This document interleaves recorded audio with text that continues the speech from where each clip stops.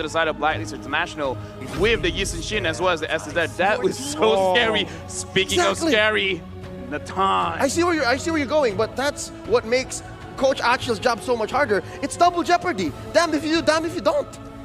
Okay, RRQ now with the Farsa, technically they can still win this, right? Because of the range, the damage, they're able to nullify the NATAN and the sun-shin, but with the Estes. I'm looking at Roger right now, honestly. Oh. I feel like the Roger would be a pretty solid pick, especially if they take another hero that can really dive in quickly. But again, we have to think, this Paquito, is it going to go to the jungle? Is it going to the EXP lane? Again, it's flexible, but I just feel like Roger would be a pretty good pick over here, especially if they can target the Queen early on the game, not letting him scale up, not getting tanky towards the game. Oh, it's gonna be RRQ picking up the Bruno and the Lapu. What? Bruno in the gold lane, Lapu in the jungle. We've seen this in MPLID. Yes, I love it. I'm all for Lapu it. jungle? Bruno, yeah, no, Paquito in the jungle. Okay. Sorry. Paquito jungle, Lapu on R7. I love that. I love that they pick up the Lapu here. It's a great denial piece too. It's so solid. That's what I was about to say, right? They need some CC. And with the Lapu, that is some CC, literally. With the help of the Ruby, they can follow it up. And the Paquito as well. And the range and damage coming in from the Bruno and the Farsa. But what we do need to take a look at is, will Bruno be a factor here? Blacklist picking up the Phobius here. He's targeting so many. There's so much that Edward here can answer. But again, it's a matter of scaling. Because looking at RRQ's lineup, they go very, very fast. Well, let's see. Right now, LaFell, based on the drafts, what do you think RRQ is looking for? Okay, so looking at the draft right now, RRQ, they try to get a small lead, and then once they have the conceal, they're going to go very heavy in terms of the engagement, especially there is a lot of marksmen on the side of Blacklist International. So we have to look at how the Estes is going to play. If he can actually manage to survive a lot of the engages coming in, they're going to scale very well with the sun-shin as well as the NATAN. And Phobius as well, if he is present in most of the team fights, it's going to be very, very difficult for the side of RRQ to micromanage a lot of different damage coming in from a lot of different angles. Oh man, all right, let's see here. For you, Leo, I want to ask the same question, but for Blacklist International. Yeah, I have full trust that the Estes will carry quite a bit of the early game into the mid, where we'll start to see Edward spike up. It's just a matter of finding that window. Edward has to know when it's time. Well, let's get into Game 2, Singapore! Are you ready? The Royal Rumble continues here as we enter the Land of Dawn. Right now, looking at both of the compositions, again, we gotta have to look at this Bruno. How is he gonna play? Because traditionally, how we look at Bruno is he can push the turrets very, very fast, which again, this is what RRQ, they are trying to set up. This is what they are trying to do. Win one lane, really push their advantages, and then try to snowball up there. If they manage to actually take out Oh My Venus, that will be the icing on the cake. Honestly, I actually really like the Bruno now that I think about it, because Blacklist, they want to group up the around the world. That's going to be a very, very big ultimate here. Yeah, but Wave of the World, they have to time it well again, because that slide tackle could be punished by Phobius, by Edward. So again, there's a checkmate on both sides. It's just a matter of decision-making. Again, there's something I noticed here. I think RRQ HOSHI, if I'm not mistaken, in under the 2-minute mark, they got a free first blood on to Oh My Venus. Now they're not so aggressive. Yeah, they're playing it a little bit chiller right here. Again, composition-wise, they need to wait for the Paquito to set up the things here, as look at that. Bruno does so much damage here in the early stages of the game. Wise though, with HOSHI on the backs, they might be looking for the early aggression. Vin will be able to dash away, and both of the teams just going for farm at this point. I love that Albert knows that he's much, much faster than what the rest of Blacklist International can do. Hence, he's able to go for that small rotation, take that small camp, and then eventually prop up for this first turtle 5 seconds away. Is there going to be a collapse though? Oh, there is. Oh, R7 goes in for the Rainbow Sider. That's going to be first blood picked up by RRQ. HOSHI goes in for the Jikundo, able to run away, but it's going to be the stun connecting, unable to actually, as HOSHI will be able to flicker out of it. But RRQ with that pick, they're going to go for the turtle. Yeah, this is exactly what they want to do. They want to set something up, and they should be able to secure this turtle, but right now... Oh, yeah, it's going to be Edward actually jumping into the demonic force right there. Still going in once more. It's going to be a lot of damage placed. Albert is going to be able to pick that kill up, though. Wise unable to, and that's a 1-for-0. But with Venus back, they'll have to sustain. Do they have the damage to contest? Right now, for the side of RRQ, this is basically doing what they want to be done. Edward getting that first death will slightly slow the way that he is going to build up into this game. And RRQ HOSHI, with the drive that they have, they should be able to contest this turtle very, very healthily, because from the side of Blacklist International, if they get anywhere close, they're going to get eaten up by Albert on this Paquito. So the game is playing the way that we expected it to be. But RRQ HOSHI, can they keep up this aggression? That is going to be the question. What I'm interested in is the fact that RRQ HOSHI are taking their time. They could have really forced out that turtle, but Albert says, okay, you know what, I'll just take my buffs first, and then we'll slowly roll up to it. Turtle Slain brought to you by the STB. But what this does get, though, is some space for OHEB up top.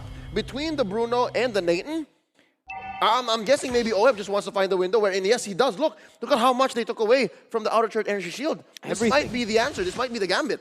Yeah, it might be. And HOSHI now going for Vin right there. Still an understanding that they may have no follow-up at this point of the game. Wise does not deal that much damage to be able to one-shot a Ruby. But RRQ controlling the pace of the game. Very good response from Blacklist. We'll see how it continues here entering the 4th minute of the game.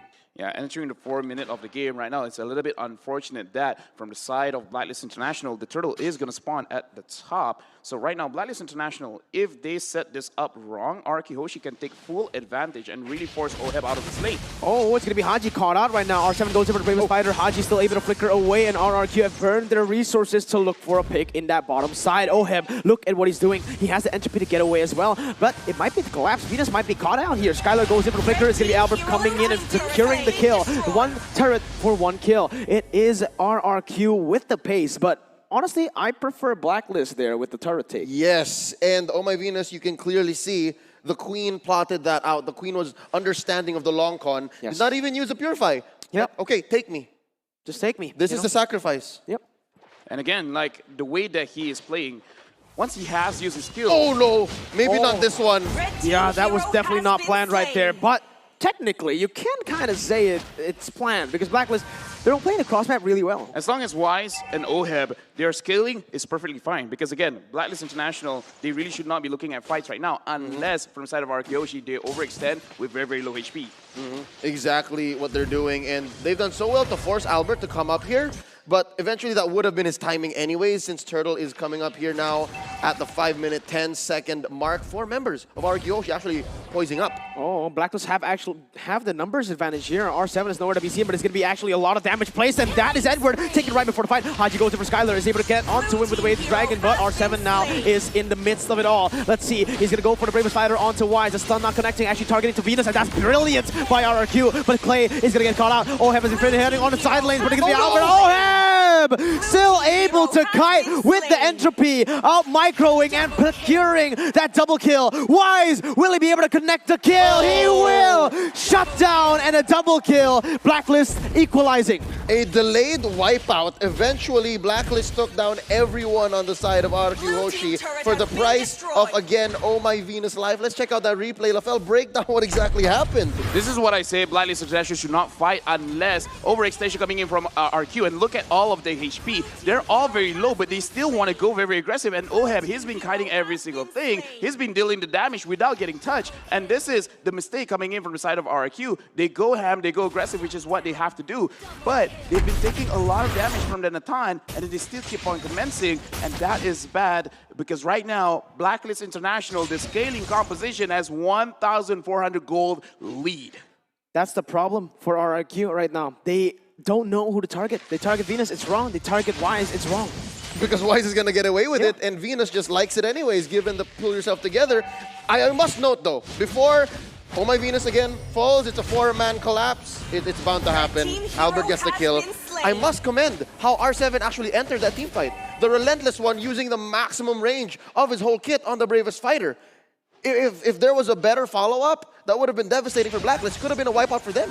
I would say that that was a good initiative. But right now, Vin is engaging. Wait a minute, it's going to be Wise taken down, actually. The shutdown coming in for Albert as he pushes HOSHI back to the team. A lot of damage has been placed. Edward going for the Demonic Force on the Skylar right now. It's a lot of damage already. Vin, why is he dashing? He's going to be punished for that. It's going to be Edward targeted right now. Albert's still able to dash. It's going to be Edward. Oh! HOSHI goes for the way of the Dragon. Albert is going to be connected, and that's going to be the kill picked up. Edward in the 1v3 is going to be able to outplay RRQ. A 1-for-1 right now, but a beautiful team fight orchestrated by Blacklist. This is why I said from the side of Blacklist, it's so good to take the Phobias, because again, Vin, he doesn't want to do it, but he will eventually proc Edward to let him use his demonic force. And right now, Blacklist International, Edward's having such an easy time. He's just spamming his ult.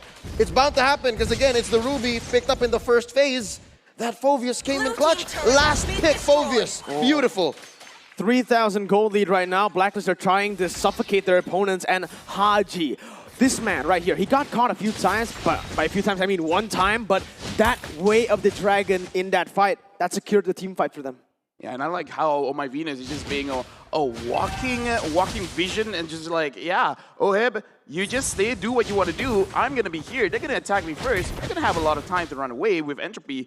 And right now, Blacklist International, 3,000 gold up. They can actually take this turtle fight, but it is also an opportunity for RRQ HOSHI to come back. Yep, in this whole scramble, the fact that they're trading left and right, it's good for Blacklist, but now they're waiting to happen. There's a demonic force. Yeah, demonic force onto Vin right now. He can't go anywhere. It's going to be Skylar targeted. The turtle has been taken away. Flame shot being used to proc another demonic force once again onto the backside. But now for the airstrike, actually able to deal some damage. Albert going in, R7 goes to the backside. Bravest fighter has been popped without damage, has been placed onto him. Albert going for the knock-on back onto two members. RRQ needs to disengage right here. OHEB, he jumps all the way under the turret, and Wise picks up the kill. Beautiful arrow, beautiful execution by the Filipino champs. Just the right amount of aggression and overcommitment without a punish on the swing back.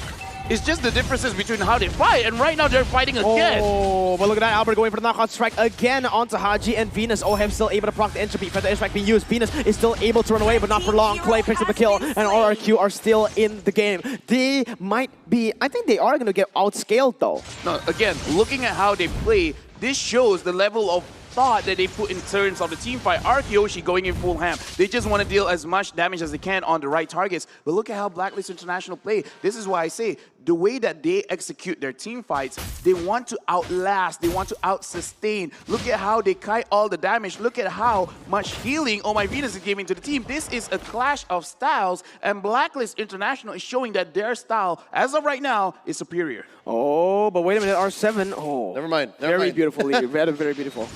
To build up on that, the sustain by Blacklist International, it's not even their prime form yet. A lot of these team fights, Oh My Venus would die in the first 2 or 3 moves, right? So what if they're able to keep the queen alive? I'm starting to think, is this the right way? Should Oh My Venus actually play the lightning rod early on or try to stay alive? Maybe for the first 10 minutes. Die, and then eventually you go for inevitability. Yeah, also though, I want to put my put everyone's attention onto Wise right now. There's a lot of hate actually for this man in the chat previously on the BTK game because he's one-dimensional. He can only play, he's a weak link in the team. But you can see, man, this guy, every single hero he touches, he plays the role perfectly. Bane going for turrets, going for disengages. Perfect. Going for the sun-shin. Look at what he's doing. He is avoiding every single fight. The prime example being game 1. And I'm liking right now because Edward has been such an enabler for him. And look at the engage. Yeah, HOSHI actually going for the engage, but he's actually going to fail, and that's going to be him popped. Oh, still alive. Very, very good by Venus right there, catching him, and also by HOSHI using that dash to get him to safety. But now it's time to take a look at the items. Yeah, looking at itemization of here, Oh My Venus is going full on tank items, and OHEB as well as Wise. Looking at the damage, they have 3 damage items each. So as of right now, they're almost at the peak form of how much damage they can deal. From the side of RRQ HOSHI, Albert having 2 damage items and only 1 defensive item. He can go in, he can deal a lot of damage, but the problem is Vin right now, he's building cooldown, but every single time he's in the team fight, it's like a 6v4 right now. Vin is betraying his own team with no choice being on his own hands. Yep. The pull actually is a lot more of a liability sometimes, and that's what's allowing these trades. Guys. Not even mention how the demonic force is gonna happen. Now it pops off. Yeah, Vin goes in for the I'm offended onto 2 members right now, but the fight is gonna be very, very slow. Demonic force to the backside. Edward's gonna be targeted right now. He's not gonna be able to die though. Vin is gonna proc another demonic force, but it's actually a bait. Edward, what is this? He survives that, and the killing spree by OHEB. Oh my god! Blacklist are outclassing RRQ.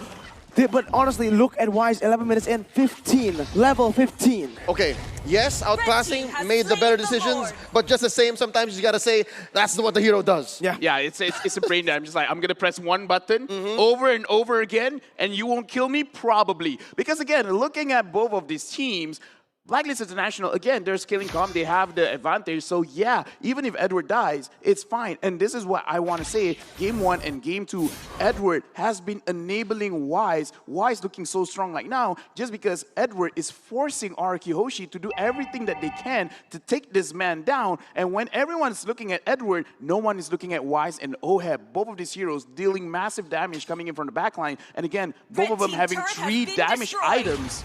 They're going to hurt a lot.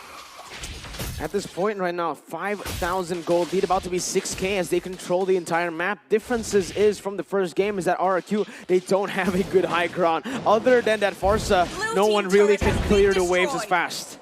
Well, you can do it the old-fashioned way and attack it with Skylar, right? It'll take a little longer, but that's one duty. That's one role, responsibility that you're giving to Skylar, who should be shredding through heroes, not minions. Well, let's see right now. Blacklist International already planning for something. HOSHI going in with the conceal. It is going to be RRQ zone away from the inhibitor turret. RRQ nowhere to go. Blacklist International pick up the inhibitor. Now they are just trying to defend. But at this point, once again, Blacklist will be the ones controlling, and RRQ, their defense isn't as good as Game 1. Yeah, and we also have to look at RRQ. They have a lot of flickers on their hands. Even Skylar.